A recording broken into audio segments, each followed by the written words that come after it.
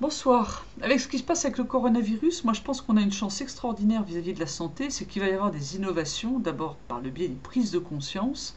Je pense que les gens vont être de plus en plus dépendants et vont se rendre compte qu'on est sur une planète pour vivre et pas pour être malade. Or maintenant on est immédiatement malade quand on arrive sur cette planète.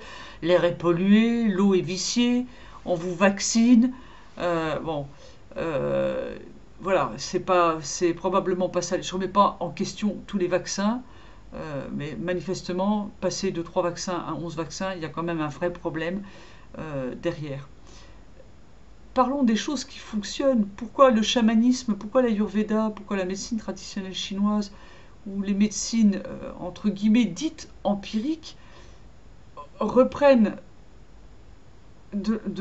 comment dire, de l'importance, c'est parce qu'elles viennent apporter les solutions qu'elles ont toujours eues et que la médecine moderne n'a plus ou sur lequel elle ne s'est pas penchée. Dans les médecines chamaniques, la médecine ayurvédique, on vient travailler dans le visible autant que dans l'invisible. On vient travailler dans le corps physique, mais c'est pas le corps physique qui est ciblé, c'est la cause de la maladie. Et la cause de la maladie, bien souvent, quand il ne s'agit pas de traumato ou de blessures, de traumatologie, un accident ou etc., bien souvent la maladie, elle est dans les corps entre guillemets invisibles, c'est-à-dire le corps éthérique ou le corps émotionnel ou le corps mental. Ces médecines-là le savent pertinemment et le pratiquent depuis longtemps. Ce sont des médecines qui vont travailler sur la cause. Ce ne sont pas les médecines qui vont travailler sur l'effet. Ce sont des médecines qui vont baser leur diagnostic sur le patient, sur l'histoire du patient, et qui vont, à partir de l'histoire et de l'écoute du patient, immédiatement savoir où se situe la cause. Ils peuvent même aller travailler sur du transgénérationnel, c'est-à-dire une mémoire ou une empreinte qui est dans la personne, mais qui n'a rien à voir avec elle, qui vient de la génétique. Donc ça va très loin. Ce sont des médecines qui sont capables de travailler sur l'ADN. C'est pas encore prouvé scientifiquement. C'est là où la médecine allopathique aurait tout intérêt à collaborer avec ces médecines et venir avec ces outils mécaniques ou techniques pour aller montrer ça. C'est là où il y aurait, à mon sens, une solution d'évolution et une solution intelligente. C'est dans le partage. Les uns pratiquent ça depuis des millénaires. Ils n'ont pas besoin de machines. Et certains ont des complexes en disant bah, c'est pas prouvé scientifiquement. La belle affaire, ça fonctionne. Allez-y. C'est pas en traitant l'effet que ça marche, c'est en allant à la cause de la maladie. Alors elle ne revient plus. C'est tellement de bon sens. Avoid the causes. C'est la première des choses qu'on apprend en Ayurveda. Supprimer la cause. Avoid the causes. C'est tellement simple, c'est tellement plein de bon sens.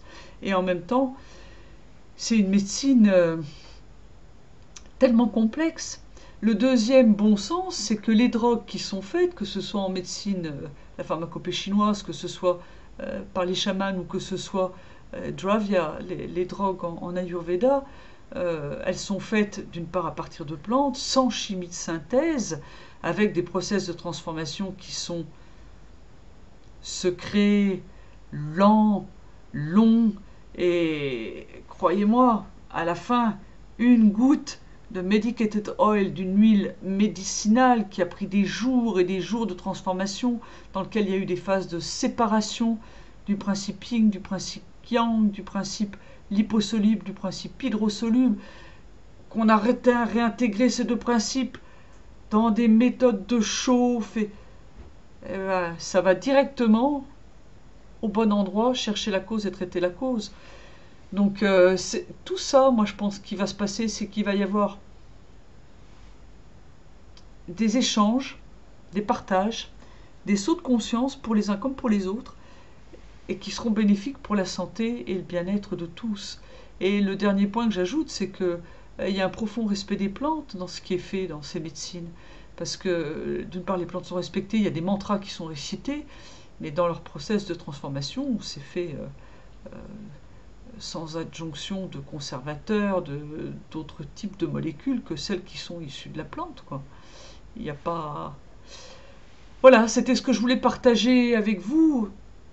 Je pense qu'on va plutôt vers du meilleur, en tout cas vers du bon sens. Et puis bah, la petite anecdote, c'est que il y a 15 ans, je me suis fait faire une reconstruction du ligament croisé antérieur. parce que j'avais un genou qui avait déjà été bien abîmé depuis plus d'une quarantaine d'années. Et j'avais refusé volontairement des drogues de type morphine ou autre, probablement parce qu'il y avait une peur, mais je voulais pas de ça. Là, le chirurgien à la sortie du bloc m'a dit: vous n'avez pas pris de morphine, vous avez gagné 3 semaines dans votre consolidation. Voilà. Donc c'était un médecin qui parlait de lui-même. À très bientôt et avec l'Ayurveda. Au revoir. Merci.